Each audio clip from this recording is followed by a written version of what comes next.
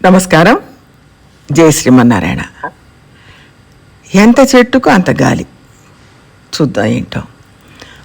ఒకచోట ఉపన్యసించడానికి వెళ్ళినప్పుడు 15 ఏళ్ల పిల్లవాడు ఒక ప్రశ్న అడిగాడు.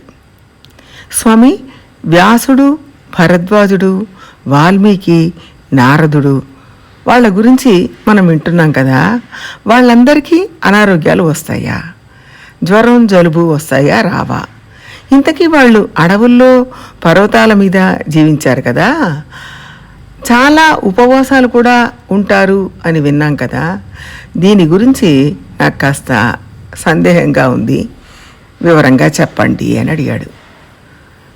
వాళ్ళలాగా నాకు కూడా ఎప్పుడు ఏ జబ్బు చేయకూడదు, నేను ఆరోగ్యంగా ఉండాలి అంటే నేనేం చెయ్యాలి అని అడిగాడు. ఆ పిల్లవాడు అలా అడగగానే నాకు ఏం సమాధానం చెప్పాలో అర్థం కాలేదు. శరీరం అన్నాక జ్వరం, జలుబు, ఏవో చిన్న చిన్న వ్యాధులు రాకుండా ఉంటుందా?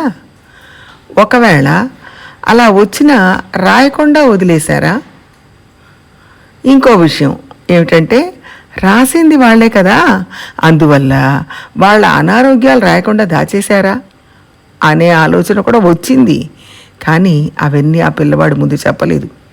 కానీ దాని గురించి ఒక వాస్తవం ఇప్పుడు చూద్దాం. మనం మన బంధువుల కోసం కంటే మన కోసం కాస్త బాగానే ఖర్చు పెట్టుకుంటాం. ఎవరో మన చుట్టాలు కాస్త దూరపు దాయాదులు కష్టాల్లో ఉన్నారు, వాళ్లకు మనం సహాయం చెయ్యాలి. అలా కాకుండా మన వరకు మనం సంతోషంగా ఉంటే అది పాపం. సరే, వాళ్ళకు సహాయం చెయ్యాలి. ఎంతవరకు చేస్తాం? వాళ్లకు అత్యవసర అవసరాలు ఎంత ఉంటాయో అంతవరకు చేస్తాం.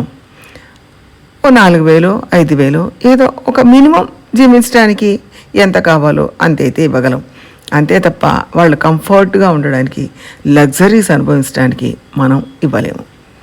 అట్లాగే వాళ్ళ పిల్లవాడు బాగా చదువుకుంటున్నాడు, మంచి మార్కులు తెచ్చుకున్నాడు, ఓ మంచి కాలేజీలో సీట్ వచ్చింది, ఫీజు కట్టాల్సి వచ్చింది, అందుకని మనల్ని సహాయం చేయమని అడిగారు. అది మామూలు కాలేజీయే. ఆ కాలేజీకి సంవత్సరానికి ఒక 50,000 ఖర్చు అవుతుంది అంటే మన వల్ల కాదు, అంత ఇవ్వలేం. కాదంటే పోనీలే ఓ 30,000 ఇస్తాం, మిగిలింది చూసుకోండి అని అంతవరకైతే సహాయం చేస్తాం.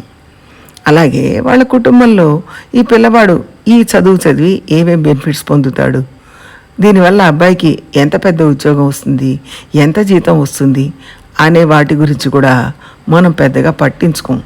దానివల్ల మనకు ఏదైనా లబ్ధి ఉంటుందా అని కూడా మనం ఎక్కువగా ఆలోచించాం.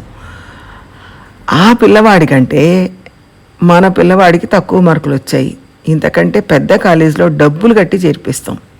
మన పిల్లవాడికి డిస్టింక్షన్ వచ్చింది, మంచి మార్కులు వచ్చాయి, మంచి ఉద్యోగం వచ్చింది అంటే మనం చాలా సంతోషిస్తాం.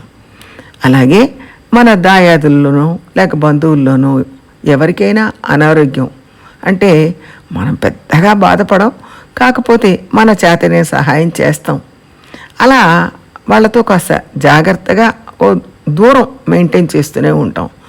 మనం ఇచ్చేది రిస్ట్రిక్ట్ చేసినప్పుడు మనకు వచ్చే సుఖం కూడా రిస్ట్రిక్టెడ్గానే ఉంటుంది.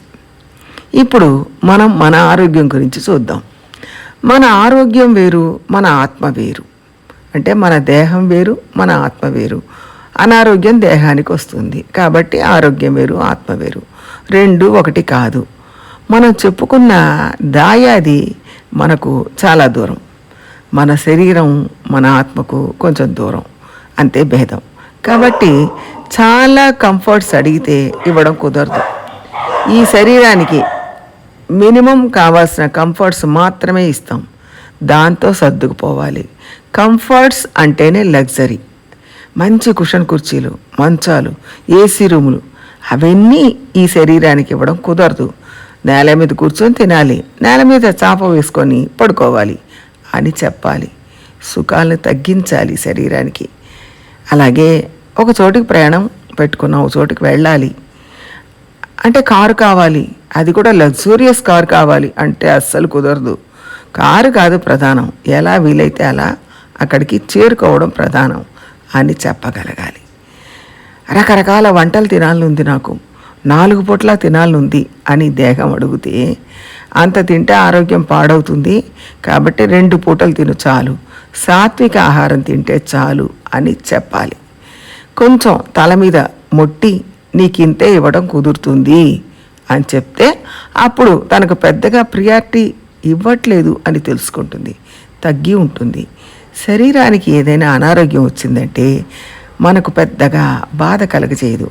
ఎందుకంటే శరీరాన్ని మొదటి నుంచి చాలా జాగ్రత్తగా ప్రాధాన్యత ఇస్తూ పోషించామంటే కాస్త జలుబు చేయగానే ఓహో అని ఇబ్బంది పెట్టేది. అలా కాకుండా ఈ శరీరాన్ని నేను నా దాయాదులంత దూరంలోనే ఉంచాను సుమా అంటే అది కూడా మనల్ని పెద్దగా బాధించదు. ఏదైనా అనారోగ్యం వచ్చినా దానివల్ల మనకు బాధ కొద్దిలో పోతుంది. దానికి అవసరానికి మించి కంఫర్ట్స్ ఇచ్చినప్పుడు మాత్రమే అది మనల్ని బాధిస్తుంది. ఉంచవలసినంత దూరంలో ఉంచితే తగ్గి ఉంటుంది. కాబట్టి వేదవ్యాసుడు, వాల్మీకి, భరద్వాజుడు వంటి వాళ్ళు శరీరానికి తక్కువ ప్రియారిటీ ఇచ్చారు. శరీరానికి తక్కువ ప్రాముఖ్యత ఇవ్వడం వల్ల దాని నుంచి బాధ కూడా వాళ్లకు తక్కువగానే ఉండి ఉండొచ్చు. అలానే మనం అర్థం చేసుకోవాలి. ఇంకా వాళ్ళ ఆచరణ నియమబద్ధంగా ఉండడం వల్ల అనారోగ్యం రాకపోవచ్చు. ఒకవేళ వచ్చినా దాన్ని వాళ్ళు పెద్దగా పట్టించుకోకపోవచ్చు. మనం ఎప్పుడైతే రిస్ట్రిక్టెడ్గా ఉంటున్నామో అప్పుడు దానివల్ల బాధ కూడా తక్కువగానే ఉంటుంది. ఇది ఒక చిన్న లాజిక్. ఈ లాజిక్ని తెలుసుకొని ఆచరించడానికి మనం ప్రయత్నం చేద్దాం.